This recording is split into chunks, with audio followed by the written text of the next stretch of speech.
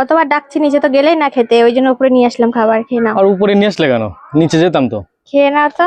কি কটা নিয়ে বাজে এসছো দেখেছো? খাবার দেখি। তো গাইস দেখো সকালবেলা আজকে কত কি খেতে দিয়েছে।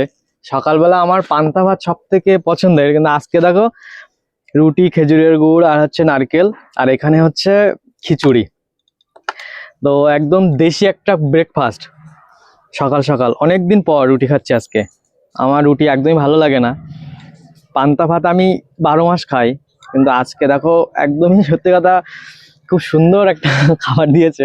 দেখতে তো খুবই ভালো লাগছে, কিন্তু রুটি আমার একদমই ভালো লাগে না খেতে। আমার রুটি খেয়ে আমি থাকতে পারি না।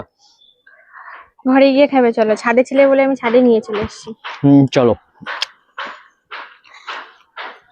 এটা কি কিসের ডাল দিয়ে করেছে এটা? মুগ ডালের খিচুড়ি ওটা, একটু ঝাল কম দিয়ে করেছি। সারা ফম্মা খাবে, আর সারার জন্য বিশেষ করে একটুখানি তোমাকেও দিলাম, খেয়ে বলো কেমন হয়েছে। একদম দেশি একটা ব্রেকফাস্ট। খিচুড়িটা কেমন হয়েছে? ভালোই লাগছে।